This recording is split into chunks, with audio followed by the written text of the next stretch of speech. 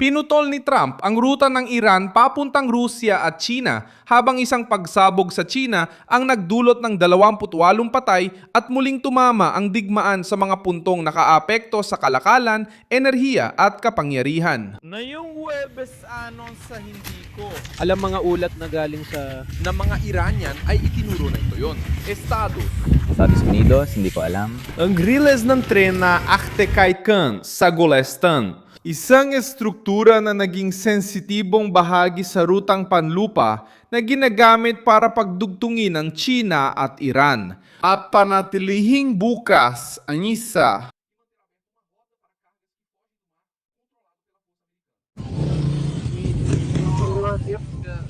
Kumano to?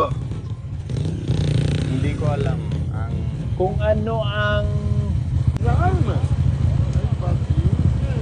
Hindi lang ito, basta sirang konkreto. Ito ay pampolitika at pang-ekonomiyang mensahe. Kapag sinubukan ng Teheran tumakas sa riles, ipinapakita ng Washington na binabantayan nila ito. Ang ruta na nag-ugnay sa dalawang estratehikong rehiyon sa loob ng humigit kumulang 10 hanggang 15 araw ay itinuring na hininggahan para sa inisyatibang sinturon at daan ng China. At isa ring alternatibo para sa Rusya sa gitna ng paghihigpit ng mga parusa at ng digmaan sa lohistika. Samantala, hinarap ng China ang isa pang matinding pagsubok sa loob ng bansa dahil sa sunog sa isang pabrika ng sapatos na nagresulta sa pagkamatay ng 28 katao. Sa parehong araw, may libing kay Khamenei sa Machade, banta kay Trump sa kalsada, kilos militar ng Amerika sa Golpo, ulat sa drone na MQ-Siyam na pinabagsak at tuloy ang paghahanap ng Israel sa mga konektado sa Hamas sa Gaza. Ano ang tinamaan ni Trump? Bakit apektado ng tulay na ito ang Rusya at China? Paano sinusubukan ng Iran na tumugon? Nawalan ba ng kontrol ang sentenas? Ikukwento ko lahat yan. Kung gusto mo ng diretsong content, mag-subscribe ka na dahil araw-araw may ganitong video dito. Ang pag-atake sa Golestan ay tumama sa isang tulay ng tren sa hilagang Iran. Mahalaga dahil nag-uugmay ito sa riles ng Iran at mga koridor ng kardamento mula sa gitnang Asya. bagsak ang tulay.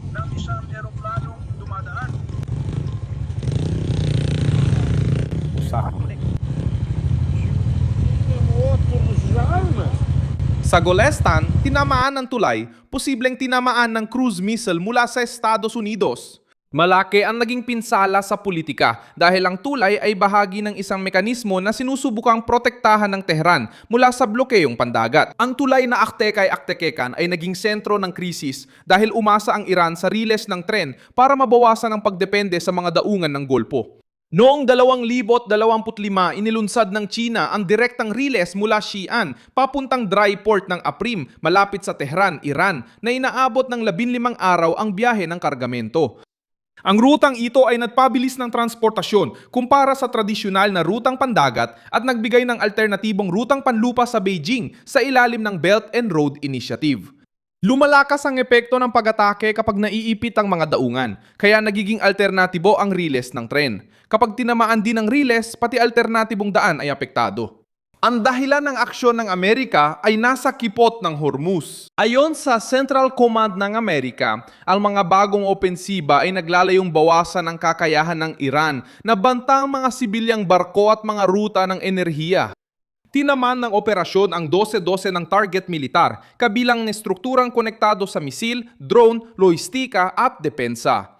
Hindi lang nais ng Washington tumugon sa pag-atake, gusto rin nilang ipakitang hindi mabibihad ng revolusyonaryong gwardiya ang kalayaan sa paglalayag. Tinuring ni Trump na tapos na ang tigil putukan matapos ang mga pag-atake sa mga barko sa kipot ng Hormuz at nagsimulang gumamit ng sabay na panggigipit na militar at pinansyal. Habang sinusubukan ng Teheran na bumawi sa kalakalan sa lupa sa China at Rusya, napupunta naman ang presyon sa mga rutang pangkargamento. Ito ay digmaang pang-ekonomiya na hindi naanunsyo ang okupasyon. Klaro na hindi lang base at tagalunsad ang target ng Washington, kundi pati network na sumusuporta sa rehimen. May mga ulat na nagsasabing may mga fighter jet, tanker plane at AWACS na eroplano na nag-operate mula sa mga base ng kaalyado sa gitnang silangan, partikular sa Jordan, Qatar, Saudi Arabia, United Arab Emirates at Bahrain. Ipinapakita ng paggalaw na ito ang kahandaang ipagpatuloy ang mga pag-atake at protektahan ang mga sasakyang panghimpapawid na hindi komportable para sa Tehran. Ang pagkubkob ay galing sa network ng mga kaalyado sa Golpo. Ang retiradong Vice Almirante Robert Howard ay lumitaw sa mga pagsusuri bilang isang tinig na nagbubuod ng bagong panahong ito. Ayon sa kanya, napagtanto ni Trump na hindi basta sumusuko ang Iran sa lakas militar at maaari na niyang gamitin ngayon ang kapangyarihang pinansyal. Nang marinig mo ang Pangulo, tingin mo ba sumang-ayon siya sa pananaw mong hindi sila mapagkakatiwalaan, walang lehitimong layunin at dapat tigilan? Kasunod, Walang duda, Brian, at buong araw kahapon ay nagre-ring ang telepono ko mula sa mga kontak kong Iranian na nagdiriwang. Alam nilang may oportunidad ang Pangulo. Ang paggamit niya ng puwersa ay talaga namang nagpatibay nito. Ipinakita rin ito kung gaano kahina ang mga Iranian dahil hindi sila tumugon. At alam naman ng lahat sa uli, base sa kasaysayan, na hindi kailanman nagtagumpay ang Iran sa kahit ano. Palaging pinapalakas nila ang posisyon at kalagayang pinansyal nila na nauunawaan ng presidente. Sa tingin ko, dumating siya sa konklusyong ito at ang unang hakbang na muling itatag ang blockade ay mahalagang bahagi nito. Ngayon, kayanan niyang gamitin lahat ng kapangyarihan, hindi lang militar kundi pati pinansyal. Ang interpretasyong ito ay tumutugma sa presyon sa langis, mga daungan, mga bangko, mga rutang panlupa at kakayahan sa lohistika. Sinububang gawing pagpapakita ng lakas ng Iran ang libing ni Khamenei. Sa Machade, sinamahan ng mga tao ang libing ng namatay na lider habang may mga banner at sigaw ng paghihiganti laban kay Trump na lumitaw sa gitna ng seremonya.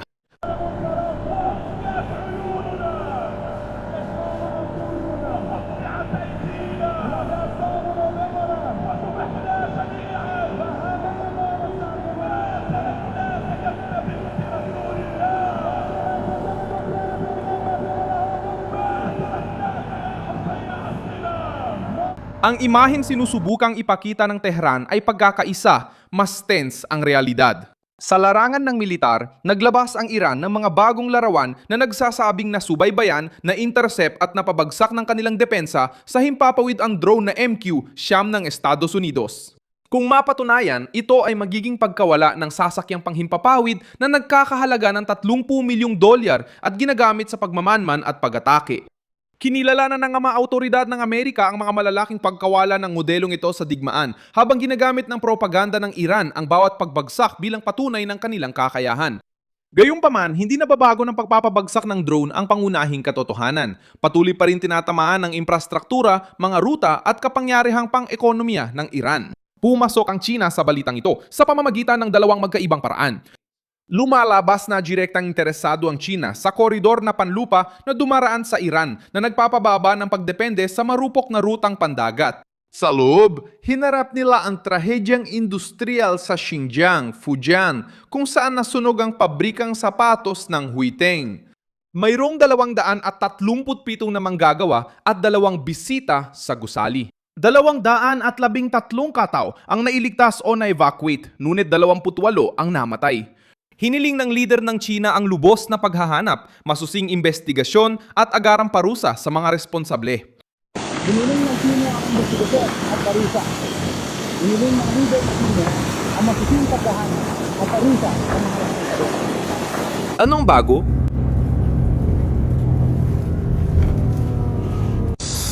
Anong o ay ang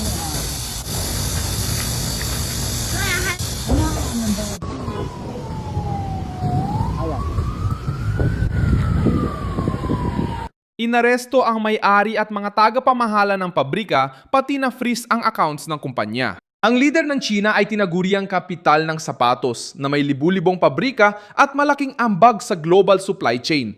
Ibinunyag ng sunog ang problemang sinusubukang kontrolin ng Beijing sa loob ng maraming taon, mabilis na paglago, matinding produksyon at kaligtasan sa industriya na hindi sumasabay. Habang pinananatili ng China ang impluensya sa ibang bansa sa pamamagitan ng riles, pantalan at kasunduan, isang trahedya sa loob ng bansa ang nagpapakita ng kabayaran ng produksyon sa buhay ng tao ay nagdudulot din ng krisis pampolitika. Sa Gaza, tuloy ang operasyon ng Israel laban sa mga target na may kaugnayan sa Hamas kahit nakatuon ng mundo sa Iran. Napatay si Mohammed Al-Wahiji, opisyal na Palestino na konektado sa tulong ng Ehipto sa Gaza sa pag-atake ng Israel sa isang sasakyan sa Gaza City. At siya ang responsabile sa pag-oorganisa ng mga pampublikong palabas ng World Cup para sa mga lokal na residente. Ayon sa Israel, ang target ay isang militante ng Hamas at sinabi nila na hindi si Al-Wahidi ang target. Ipinapakita ng insidente na tuloy pa rin ang digmaan sa Gaza at maingay pa rin ang politika sa Washington.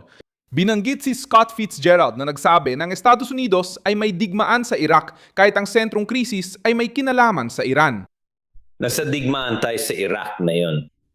Parang naging nasa sentro ng atensyon nito. Kung hindi natin maayos, magkakaproblema tayo sa inaharap. Ipinagtanggol ni Ricky Crawford, presidente ng Komite ng Intelihensya ng Kamara, ang ideya na susuportahan ng ilang Iranian ang tulong ng Amerika para sa kalayaan.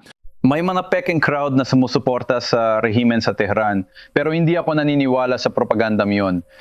Sa tingin ko, sinusuportahan ng mamamayang Iranian, sinusuportahan nila ang interbensyon ng Estados Unidos at tulungan silang makamit ang kalayaan. At sa tingin ko, ito ang landas na dapat natin tahakin. Nagpapasalamat ang mga Iranian kay Pangulong Trump. Makikita ito sa social media.